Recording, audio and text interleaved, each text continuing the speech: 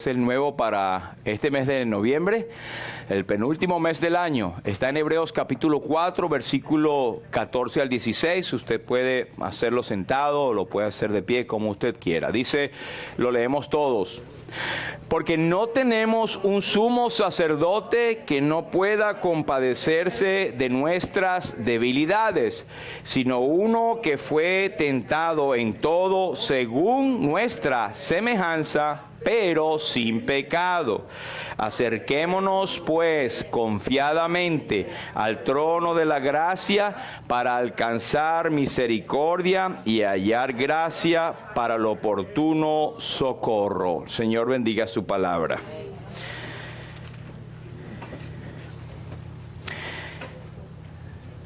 Bien, hermanos, tengo un par de versículos de introducción. Y como dije la otra vez, y hemos dicho siempre, me encanta cuando no tenemos comunicación y lo hacemos a propósito con el equipo de adoración en cuanto a las canciones e himnos que van a entonar. Y siempre hay pasajes que nos conectan con lo que vamos a hablar. Y hablamos que somos el pueblo de Dios llamados para anunciar. Eso es basado en 1 de Pedro, ¿verdad? Donde dice que hemos sido llamados para anunciar las virtudes de aquel que nos llamó de las tinieblas a la luz admirable. Y dice, vosotros sois linaje escogido, real sacerdocio, nación santa, pueblo adquirido por Dios, para anunciar las virtudes de aquel que os llamó de las tinieblas a su luz admirable. Y hoy vamos a tener un tema que está rondando esto. Y quiero leer con ustedes este pasaje que el apóstol dio a su discípulo Timoteo en su segunda carta, capítulo 1, versículo 8 al 10. Él dice, por tanto, no te avergüences de dar testimonio de nuestro Señor, ni de mí, preso suyo, sino participa de las aflicciones por el Evangelio según el poder de Dios, quien nos llamó con llamamiento santo, no conforme a nuestras obras, según el propósito suyo y la gracia que nos fue dada en Cristo Jesús antes de los tiempos de los siglos. Esta es la primera canción que cantamos hoy, ¿verdad? El Espíritu Santo está en el asunto. Y por supuesto los colores son resaltados por mí, pero quería tomar bien rápido las ideas allí principales. Dar testimonio. El propósito de Pablo para Timoteo es recordarles que él no se tenía que avergonzar. Él había dicho allá escribiendo a los romanos, porque no me avergüenzo del evangelio, porque es poder de Dios para salvación a todo aquel que cree. Pero él dice, dar testimonio del Señor es para lo cual hemos sido llamados, dar testimonio del Señor.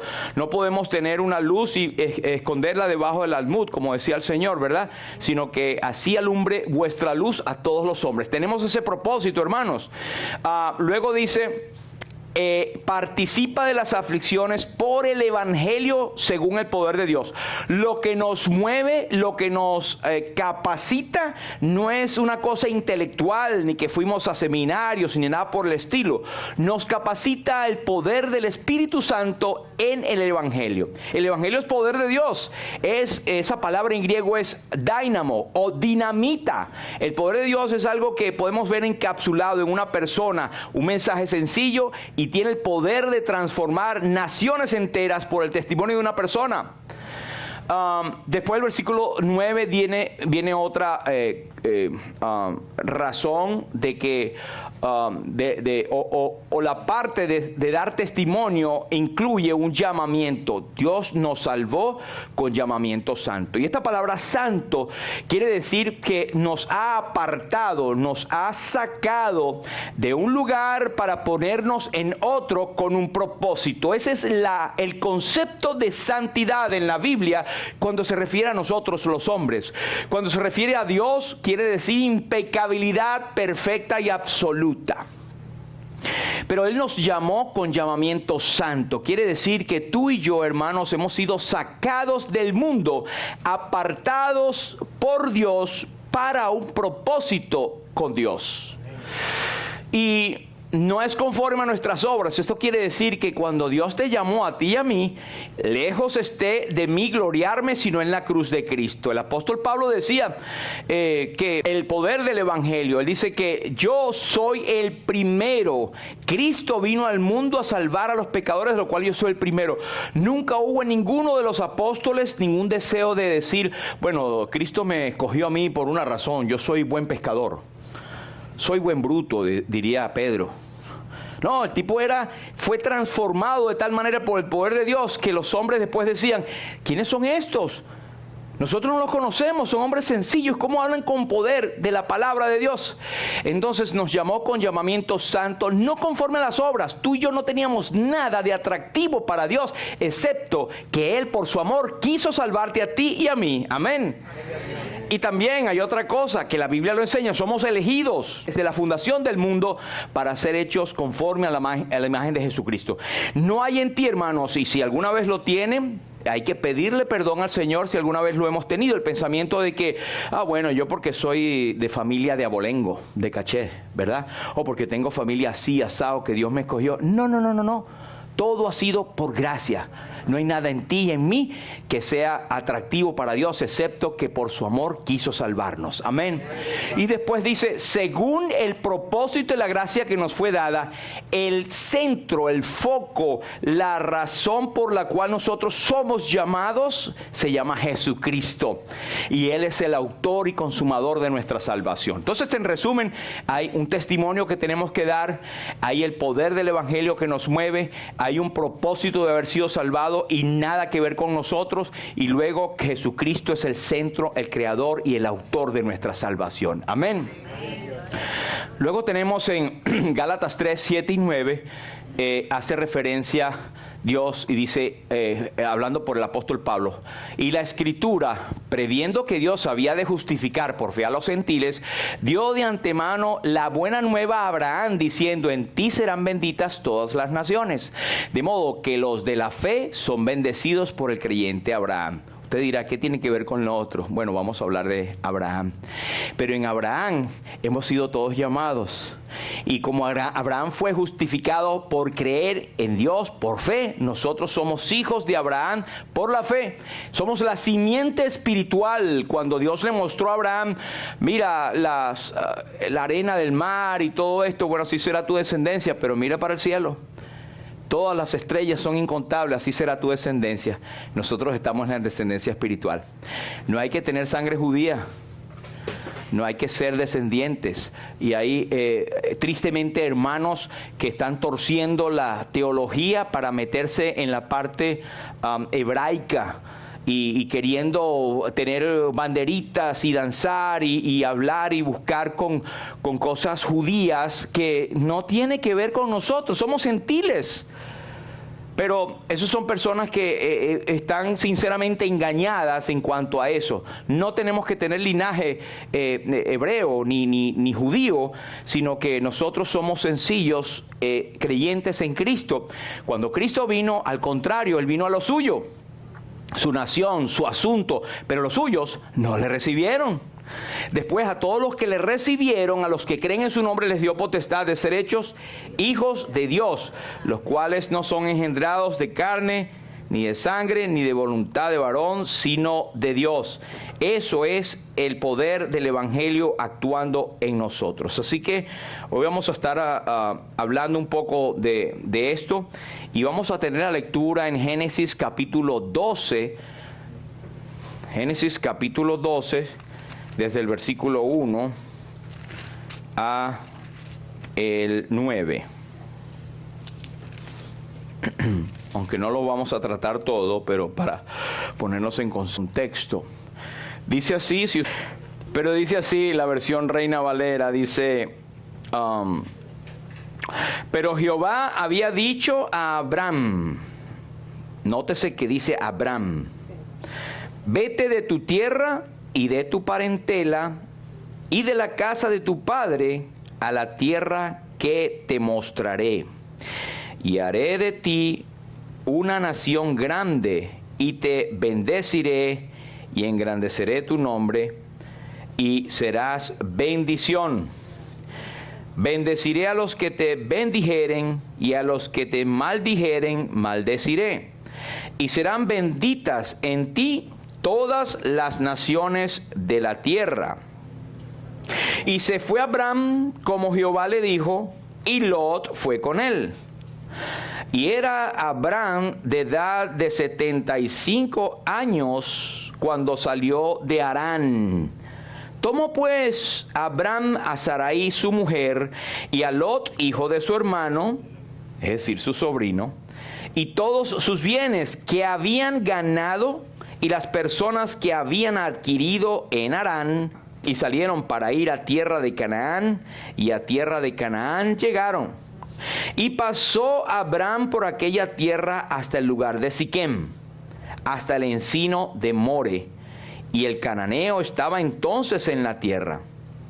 Y apareció Jehová a Abram y le dijo, a tu descendencia daré esta tierra. Y edificó allí un altar a Jehová, quien le había aparecido. Que sepamos, es la primera vez que vemos que él edifica un altar. No quiere decir que sea el primero, pero es lo que nos menciona la Biblia.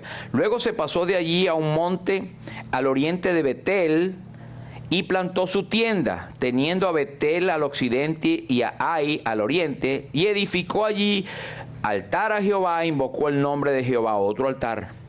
Y Abram partió de allí caminando y yendo hacia el Neguev. Hasta aquí el Señor bendiga su palabra. Sumamente interesante, vamos mediante el Señor a estar viendo aspectos de la vida de Abram y luego Abraham.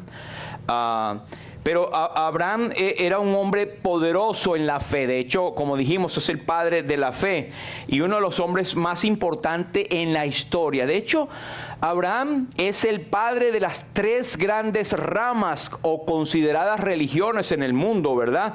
Que son el judaísmo, que veneran a Abraham, el cristianismo, que sabemos que Abraham es nuestro padre espiritualmente, y también la gente de el islamismo o los musulmanes lo veneran porque aparece también en el Corán.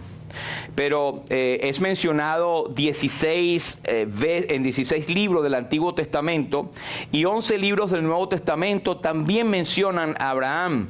Y su nombre significa Abraham, Padre Exaltado.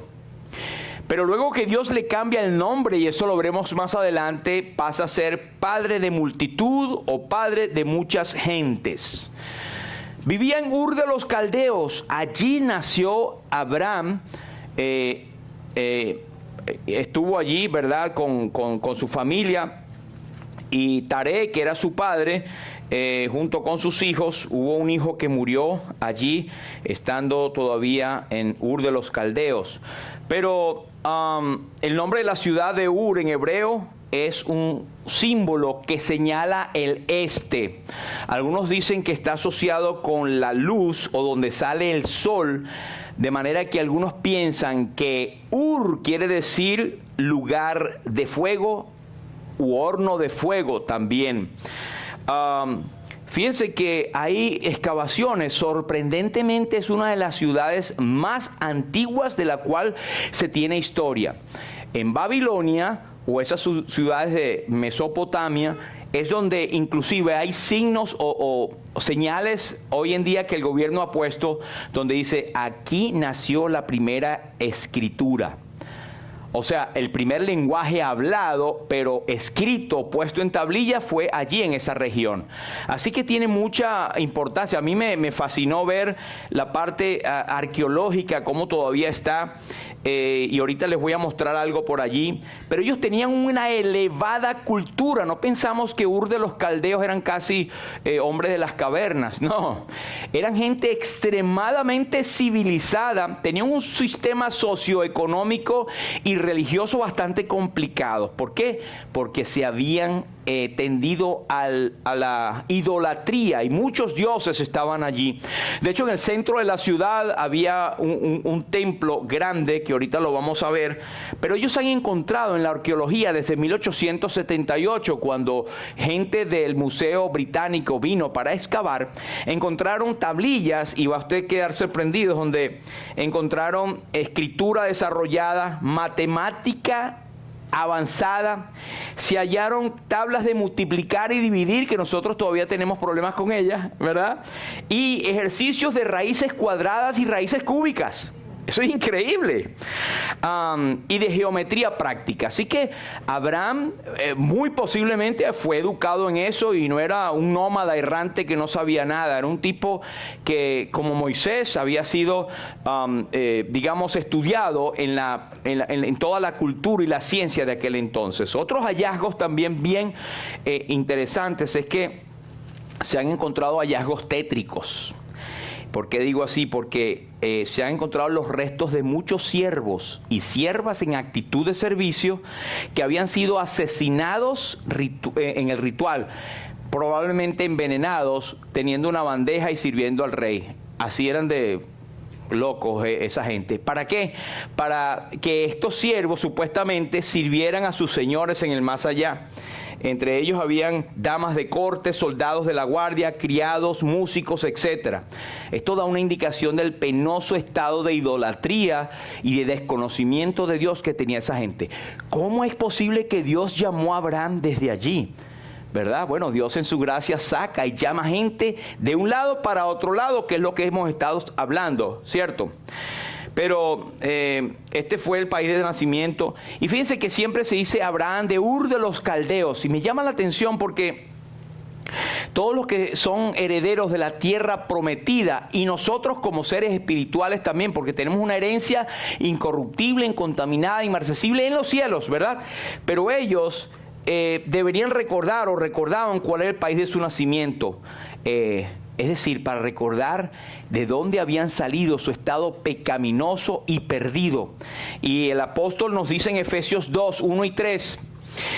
Y Él os dio vida a vosotros cuando estabais muertos en vuestros delitos y pecados, en los cuales anduvisteis en otro tiempo, siguiendo la corriente de este mundo, conforme al príncipe de la potestad del aire, y el espíritu que ahora opera en los hijos de desobediencia, entre los cuales también vosotros, Él les habla a los creyentes de Éfeso, anduvimos o vivimos en otro tiempo en los deseos de nuestra carne, haciendo la voluntad de la carne, y éramos por naturaleza hijos de ira, lo mismo que los demás.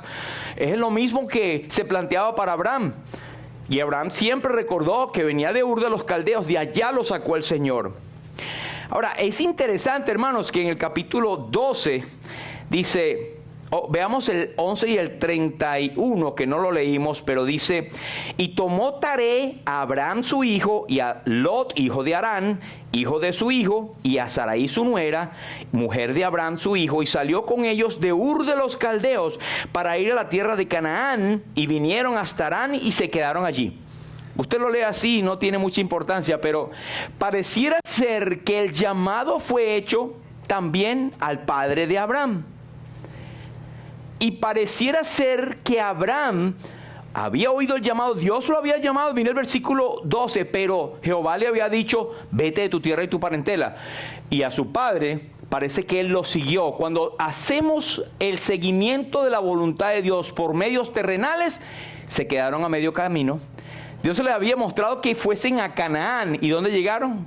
Harán. Ahorita lo vamos a ver. Llegaron a Harán y así se quedaron. Y ¿saben qué? Yo no sé cuánto, pero tuvieron que esperar un bojote de años. Y resulta que a los 205 años, Taré murió. Y ahí es cuando Abraham entonces va y termina de hacer sus jornadas. Y tengo que tener cuidado con lo que voy a decir, pero no siempre es el caso. Pero muchas veces la familia nos evita cumplir la voluntad de Dios. Si me explico el contexto, ¿no? Por su padre tuvieron que esperar, porque Dios había dicho: vete a Canaán, a la tierra que yo te mostraré, y se fueron a Harán. Y Harán queda a medio camino de Canaán. Le voy a mostrar, esta es la ciudad de Ur de los Caldeos. Mire las ruinas a mano derecha suya, arriba, ¿verdad? Esas ruinas están allí para darnos testimonios y todavía está en pie. Eso es increíble. Están las ruinas de Harán. Allí se adoraba el dios Luna, Nana. Se han hallado el templo de Sigurat, que es lo que se llamaba el templo de Sigurat, y otros edificios usados en la adoración de las deidades que ellos tenían. Un artista ha puesto cómo se veía aproximadamente en ese tiempo la ciudad de Ur de los Caldeos. Mire cómo está, una ciudad muy próspera, pero tenía en el centro, su centro no era Dios, su centro era la idolatría, con dioses que no ven, ni oyen, ni sienten, semejante a ellos son los que lo hacen. Pero Dios dice, pero Dios había dicho a Abraham. Y es que cuando hay cosas en la vida que Dios quiere sacarnos y que hay cosas malas, ¿verdad? O de donde venimos, él era de Ur de los Caldeos, pero Dios le dijo, pero. Y un día vamos a ver sobre los peros de Dios, los peros benditos de Dios. Y ahí mismo en Efesios capítulo 2 dice, ustedes eran esto, aquello, andaban de acuerdo al príncipe, la potestad del aire, el hijo, el espíritu que ahora opera en los hijos de desobediencia, pero Dios, ahí está. Y aquí tenemos, pero Dios, le dijo a Abraham.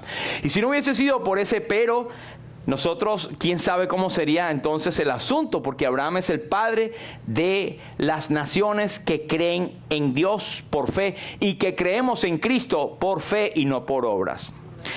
Pero mejor es el fin del negocio que el principio, ¿verdad? Esto nos llama a reflexión, que hay muchos que pueden empezar y el Señor nos permita que terminemos la carrera con gozo, terminemos la carrera, como dice el apóstol Pablo, he corrido la carrera, he acabado, ¿verdad? Todo lo he hecho de acuerdo a lo que Dios me ha mandado. Por lo demás me está guardada la corona, etc. Pero hay muchos que empiezan y se quedan varados en el camino. Y eso sucede, hermanos. El tentador, el diablo, quiere robarnos el propósito, la felicidad. Y empieza por pequeñas cosas que nos van alejando de la voluntad de Dios. Escuche esto. Pequeñas cosas que nos van alejando la voluntad de Dios. En el libro de Cantares encontramos ciertas figuras. Dice, cazadnos las zorras pequeñas, las zorras que echan a perder el viñado. O también matad las moscas que hacen heder el perfume del perfumista. Las cosas pequeñitas son descuidos y pueden empezar por descuidar en leer la palabra, descuidar en orar al Señor, descuidar en nuestra relación personal con Dios, pero también nuestra relación con nuestros hermanos en la iglesia, que es un mandamiento de Dios. El apóstol Juan dice en primera carta, nuestra relación verdadera es con Jesucristo, ¿verdad? Pero dice que nosotros, nuestra relación es con el Padre y con nuestros hermanos. Primero tenemos que tener una relación vertical para poder tener una sana relación horizontal. No puede ser al revés. Pero en 1 Corintios 10, 4 y 6 nos dice, pero de los más de ellos, hablando de los hebreos que se quedaron en el camino, no llegaron hasta donde Dios les dijo, dice, no se agradó Jehová, por lo cual quedaron postrados en el desierto. Mas estas cosas sucedieron como ejemplos para nosotros, para que no codiciemos cosas malas como ellos codiciaron y quedaron varados en el desierto. Es una advertencia para nosotros, hermanos. Hace más de, tal vez, 3.500 años, se dice que el nacimiento de Abraham está cerca de los 2.200 años al 1.800 años antes de Cristo. No se tiene a ciencia cierta, pero es bastante viejo, bastante antiguo. Así que el Señor Jesucristo nos dijo en Lucas 13 y 24, esforzaos a entrar por la puerta angosta, porque os digo que muchos procurarán entrar y no podrán. Así que, hermanos, en palabras del apóstol Pablo, el que piense estar firme, Mire que no caiga, una advertencia para nosotros. Esto me llamó mucho la atención. Pero mire las jornadas de Abraham. Este es el antiguo mapa, ¿verdad? Está Mesopotamia al norte, está Babilonia a su mano izquierda, está Jerusalén y lo que hoy es Israel, bueno, el pedacito que hoy tiene Israel, que era más, ¿verdad? Y está Siquem, que dice aquí Siquem en inglés, y Betel también. Betel quiere decir casa de Dios. Era donde Dios le había dicho a Abraham, vete hasta allí. Y después tienes Canaán, que es en la parte de la ribera norte del Mar Rojo, y luego tienes Egipto, ¿verdad? Mira lo que dice, y Ur de los Caldeos aquí está. ¿Ven lo rojo? Ese es Ur de los Caldeos, es el número 1. De allí Dios llamó a Abraham. Luego ven esa línea roja que va hacia arriba, pues allí está Harán. Harán, que fue donde llegó a Abraham con su padre Taré, y tuvieron que, como que la obra de Dios se aguantó, se atrasó, porque no obedecieron completamente. Y yo no estoy diciendo que tenían que matar al papá para que hacer la obra de Dios, pero se lo hubiesen llevado completo para llegar a Siquem, pero se esperaron, se establecieron en Aram, y allí perdieron muchos años. De hecho, algunos comentaristas hablan de los años perdidos en Aram. Hermanos, si esto nos llama a reflexión, ¿estamos utilizando nuestros años debidamente delante del Señor? Que no sea que podamos decir, he de ir sin ningún fruto que presente a mi Señor. No le llevo ni un trofeo, no le llevo el servicio de mi amor. He de ir sin ningún fruto que presente a mi Señor. Con el tiempo malgastado, he de presentarme así. Eso es solemne, hermanos. Tenemos el tiempo. Mientras hay luz, se puede trabajar. La noche viene cuando ya nadie puede trabajar. Y no es la noche, es cuando ya hay la oscuridad, que cerramos los ojos para estar en la presencia de Dios, que es muchísimo mejor. Pero allá nos van a decir, ¿qué pasó con el tiempo que te di? ¿Qué pasó con los dones que te di? Pero mire, llegaron a Aram, ¿verdad? Que ese es el punto número 2, y ahí tuvieron un buen tiempo. Luego, él bajó a Siquem, a Betel, hizo altar allí. Ahí, como dice la flecha, ¿la ves? Ese es el actual Jerusalén, que allí le salió al encuentro, ¿saben quién? Melquisedec, el rey de Salem. El rey de Salem, que luego es identificado por Jerusalén. Este rey de Salem, nos dice la escritura en Hebreos, que no tenía genealogía. No sabía, o sea, parecía que era eterno. Y no quiero decir que lo era, pero la Biblia lo pone ahí con un sentido de darnos a entender, porque él era un tipo de Cristo, nuestro sumo sacerdote, a quien Abraham dio diezmos de lo que tenía. O sea, dio una ofrenda como que era un sacerdote del Dios Altísimo. Y fue por medio de él que Dios se reveló como el Elión, o el Dios eterno. Qué precioso, son momentos que tú ves allí. Pero luego, él de allí, en vez de quedarse y ver, porque había mucho que hacer, él se fue para acá, para Egipto. ¿Saben por qué? Y eso lo vamos a ver en otros capítulos. Hubo hambre en la tierra, y su fe, la fe de Abraham, sí, le falló. Y hubo hambre, y se fue para Egipto. Después vamos a ver allí que empezó a mentir para salvarse el pellejo, ¿verdad? Pero luego de ahí Dios lo llama, eso lo vamos a ver después en detalle. Dios lo llama, y entonces él se vuelve para Salem, para Jerusalén, y ahí está el 4, ¿verdad? Ese es más o menos las jornadas, un recorrido más de 4,000 millas aproximadamente. Pero Jehová había dicho a Abraham, vete de tu tierra y de tu parentela a la tierra que yo te mostraré. Ahora, ¿cómo fue el llamamiento de Abraham? Dice en el versículo 31, versículo 32, capítulo 2 y versículo 1, Dios le había dicho, vete de tu tierra y de tu parentela. ¿En qué condición estaba Abraham? Mire lo que dice, eso está en Romanos 4 y 10, dice, a Abraham le fue contada la fe por justicia. ¿Cómo pues le fue contada? ¿estando en la circuncisión o en la incircuncisión? La pregunto para ustedes, hermanos, para nosotros. En la incircuncisión, él no había obedecido a Dios, él estaba como un diamante bruto, en el sentido que no había sido trabajado para nada. Es decir, eso echa por tierra lo que muchos quieren decir de que yo tengo que prepararme para llegar a Dios. Yo tengo que purificarme un poco. Dios te toma tal como soy, de pecador. Sin más decir, vengo Cristo a ti. Tal como estás, tal como somos, venimos al Señor. Entonces, la gracia no busca mérito. Porque nos dice Isaías, si bien todos nosotros somos como suciedad, y todas nuestras justicias como trapos de inmundicia. Hermanos, si hablamos acá, en primer lugar para la conversión, porque Abraham fue convertido de la idolatría al Dios vivo. Pero también aplicamos a nosotros como creyentes en el servicio a Dios.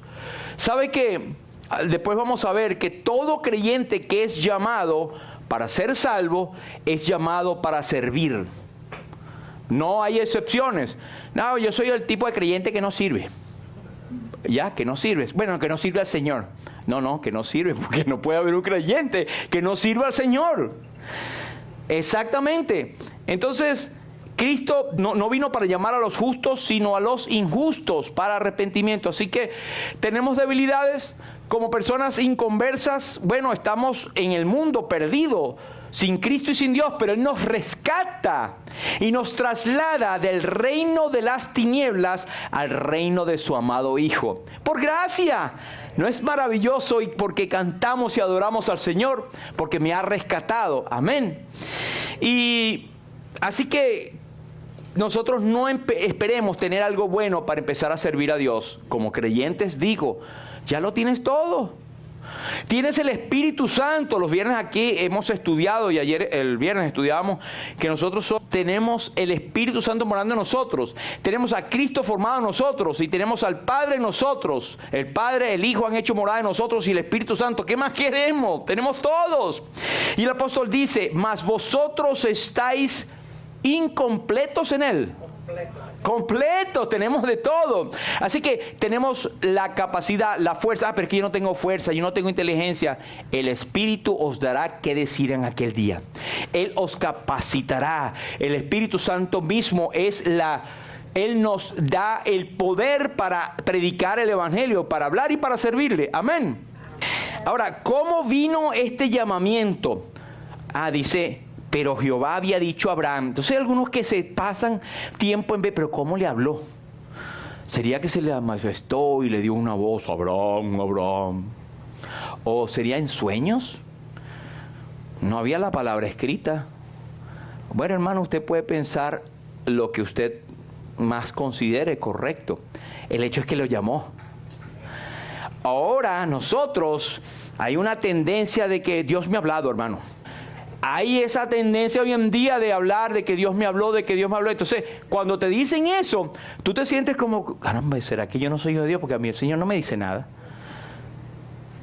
Hermanos, no pensemos en esos detalles. Dice en Hebreos capítulo 1, usted lo sabe, Dios, habiendo hablado en otros tiempos de muchas maneras a los padres por los profetas, en estos postreros días nos ha hablado por el Hijo, a quien constituyó heredero de todas las cosas y por quien asimismo hizo el universo.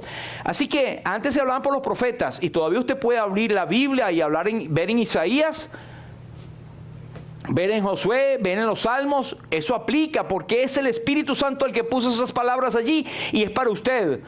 Yo no sé usted, pero cuando yo leo la Biblia y veo que es Dios hablando, no sé, en mi mente hay como una voz poderosa de Dios hablando. Yo le pongo color, ¿sí? Y no puedo negar de que Dios puede hablarle a alguien en un momento adecuado. Cuando hay una barrera impenetrable, que no pueden entrar misioneros, el que entra y dice que es cristiano, ¡pum!, le corta la cabeza hasta decir, Cristo Dios utiliza otros medios. ¿Quiénes somos nosotros para decir que no? Así que sí, yo creo que puede haber que Dios hable a la gente de una manera audible, porque la Biblia nos lo muestra. Sí, Señor. Pero no caigamos en esas tradiciones y detalles buscando que Dios me habló y no me habló, y no nos hagamos religiosos en eso. Si Dios te habló, hermano, está bien. procura que lo que te habló esté confirmado por la palabra, porque yo tengo un pensamiento que Dios no te va a mostrar nada que no está aquí, porque ya el Nuevo Testamento fue cerrado, el canon de las Escrituras fue cerrada. ¿Ya qué más hay, hermano?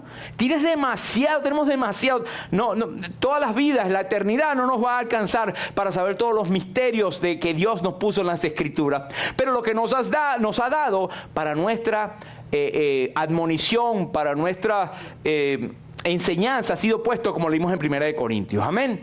Entonces, pasando a eso, Dios habla. ¿Cómo te está llamando Dios? ¿Cómo te llamó en salvación? Eso es algo que está bien, cada quien tiene su forma de cómo Dios lo llamó.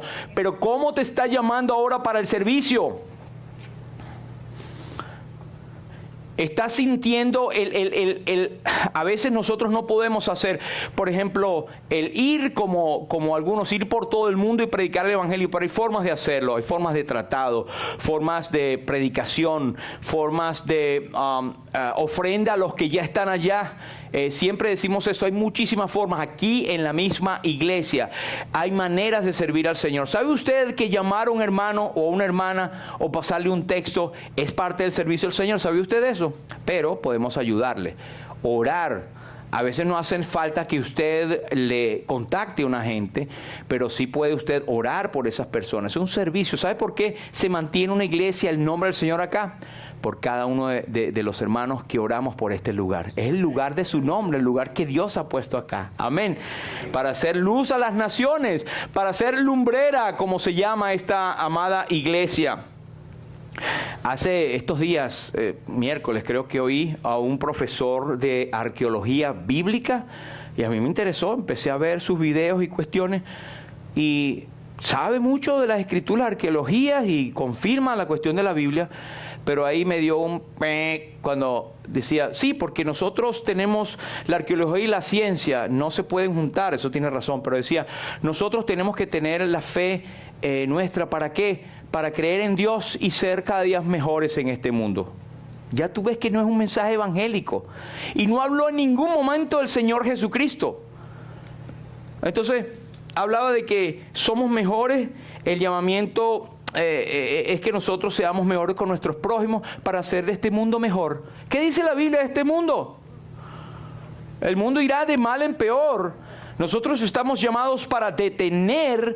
Solo hay quien hasta el presente lo detiene hasta que él a su vez se ha quitado en el medio. Entonces se manifestará aquel inicuo cuyo advenimiento es por obra de Satanás, como leyó mi hermano.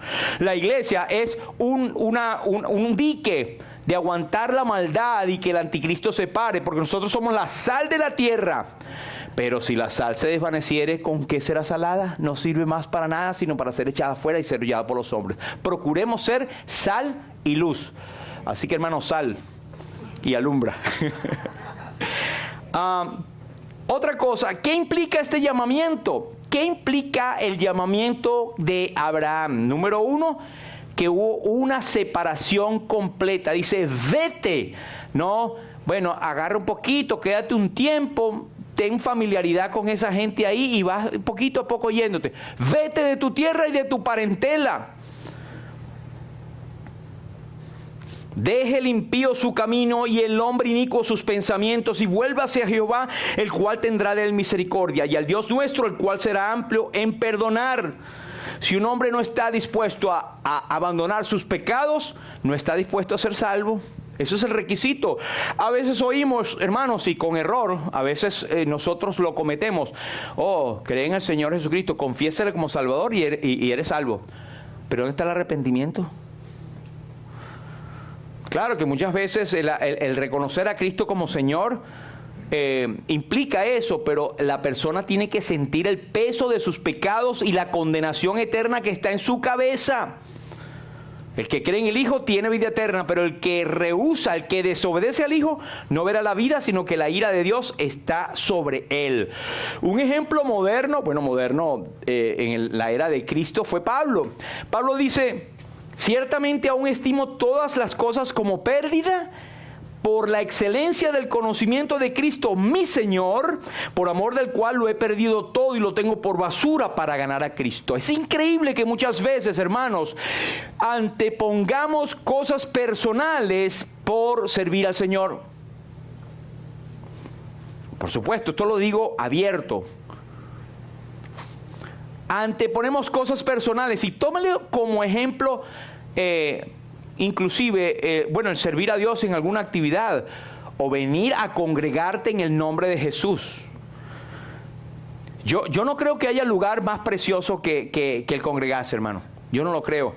O sea, de estar con los hermanos, de sentir la comunión hermanable, de sentir la amistad, sentir la confraternidad y sentir el Espíritu Santo actuando a través de los hermanos para hacernos sentir en calor. Es como un oasis en medio de una generación perversa y maligna, ¿verdad?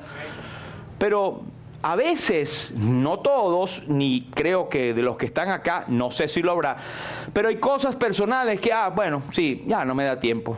No voy. De todas maneras ya van varios hermanos. Hermano, es tu bendición la que te estás perdiendo. Y es tu obediencia la que está en tela de juicio con el Señor. Usted puede engañar a todo el mundo. A mí, a su familia, a todo. Pero al Señor no lo engañarás. No os engañéis. Dios no puede ser burlado. Pues todo lo que el hombre sembrare, eso también negará. Pero la otra parte que incluye el llamamiento es una vida nueva que Dios le estaba ofreciendo a Abraham. Vete de tu tierra y tu parentela, ¿a dónde? A una tierra que yo te mostraré. Notemos una cosa, no es una tierra que yo te daré. Al pobre Abraham no se le dio la tierra. Le dijo, te la mostraré, es para que la veas, la prepares y por lo que tú haces vas a bendecir que todos van a venir después allí. Bueno, ni Moisés nada más la vio, pues, pero como había sido un poquito desobediente, no entró en la tierra prometida. Pero en cuanto a la vida nueva, esta es una fe en comunión con Dios. Hermanos, entendamos que el creyente tiene que vivir una vida de comunión con el Señor, no para ser salvo, sino como resultado de que ya es salvo.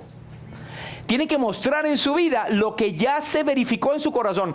Es como estaba hablando con el hijo de un hermano querido acá que va a ser bautizado y explicándole la parte del bautismo. El bautismo no salva a nadie. El bautismo es una señal de obediencia de lo que ya fue hecho en tu vida, de que ya eres salvo y vas a mostrar en el mundo, al mundo de una forma pública que te identificas con el muerto y resucitado, que es nuestro amado y bendito Salvador.